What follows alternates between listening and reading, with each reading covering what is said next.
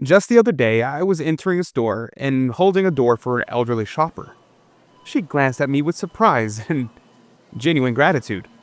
Then it occurred to me that this small courtesy, multiplied 1,000 times in 1,000 places, was exactly what Don Bosco worked to instill in his boys. The Miracles and Prophecies of Saint John Bosco, a project of America Needs Fatima. I'm your host, Adrian Fonseca. Subscribe for new episodes every Monday, Wednesday, and Friday. Today we'll explore Don Bosco's unique approach to teaching manners and how he used everyday moments to build character and dignity in his students. And as we explore this inspiring story, keep these key themes in mind. The power of teaching through gentle correction rather than humiliation, how manners and dignity shape character, and the lasting impact of Don Bosco's method of education. And a question for you.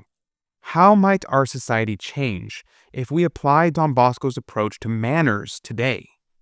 If you believe in the importance of spreading good Catholic content online, please consider sharing this video with others.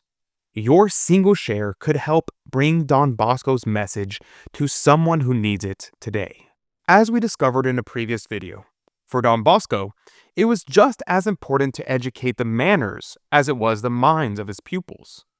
Knowing how important it was to make his lessons enjoyable, he even sketched a 3-act comedy that aimed at correcting the most common breaches of good manners. He exhorted all teachers and students alike to think twice before speaking, reminding them of the scriptural warning, "Fools' thoughts are in their mouths, wise men's words are in their hearts."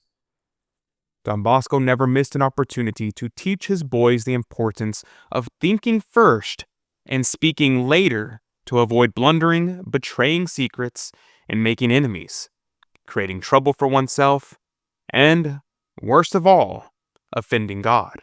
He often warned his boys not to become thoughtless people inclined to suspicion, who easily break down into little tantrums and who believe themselves always to be in the right. Such people, he would say, alienate their friends, become hateful to society, and end by becoming a common laughingstock. How often one meets with such ill-bred persons, who would not make themselves so ridiculous if they took pains to control their tongues, let their tempers cool, and better yet, silently overlook real or imaginary slights. When a boy needed a reminder, Don Bosco had a way of giving it. If, for instance, one made a grammatical error in speaking, he wouldn't ever make fun of or humiliate him in front of his friends. Instead, he would try to say something containing the same word, but in its correct usage. Don Bosco expected his boys to use good manners. He knew how to play and have fun. Yet, knowing the value of Christian dignity, he detested rough play or any game that required putting one's hands on another. He considered it a breach of good manners and asked his assistants to see to it that his wishes on this score were perfectly carried out. He often used this funny story from his childhood to illustrate this point. When I was a schoolboy in Castelnuovo, I disliked the game of leapfrog. Not only did I refuse to play, but I chided those who did. Now it once happened that while waiting for the teacher, Father Nicholas, I was stooping over my desk, arranging my books, when suddenly a classmate jumped on my shoulders, then a second and a third. I said nothing as they jumped, but then seizing the legs of the topmost boy, I pressed them tightly against the sides of those under him, and straightening up, I walked out of the classroom with this unusual burden on my back. I went as far as the church square and back. My classmates followed in astonishment, shouting, whistling, and clapping while the 3 poor fellows on my back groaned and begged to be let off, promising never again to jump me. I ignored their cries and calmly re-entered the classroom where Father Nicholas awaited his pupils. Someone had told him what had happened, but when he saw that living tower walk into the classroom, he burst into such a heartfelt laughter that he could hardly tell me to let them go. By now, the boys' legs were so cramped that they could not stand, so I deposited them one by one on their desks. "How did you like the game?" I asked. They never tried it again. Stories like these from Don Bosco's life have a way of teaching important lessons while making us smile. If you're enjoying these insights, consider hitting the like button and sharing this video with others who might appreciate Don Bosco's unique wisdom. Sometimes the simplest action can have the biggest impact. Don Bosco had instructed the boys always to take their caps off when greeting distinguished visitors, especially priests, and to be very courteous, particularly with people who asked to see the superior of the house. In these cases, the boys were to accompany the visitors to the superior's room, cap in hand, politely answering their questions. He then went on to describe an experience he had on February 18th of that same year, when he called on a family.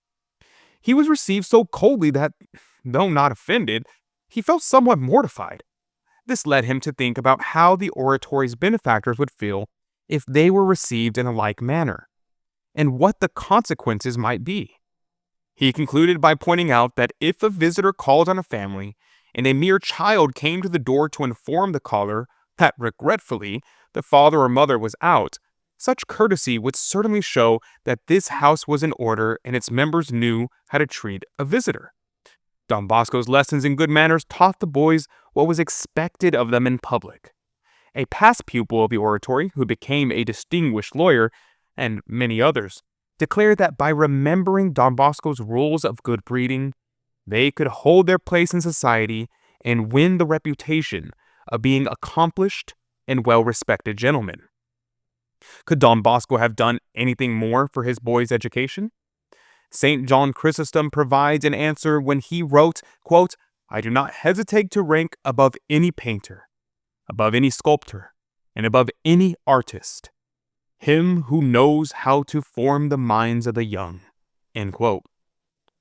How true it is that each of the boys who came to the oratory, inasmuch as he corresponded to divine grace, became a living, breathing work of Catholic art under the instruction of Saint John Bosco.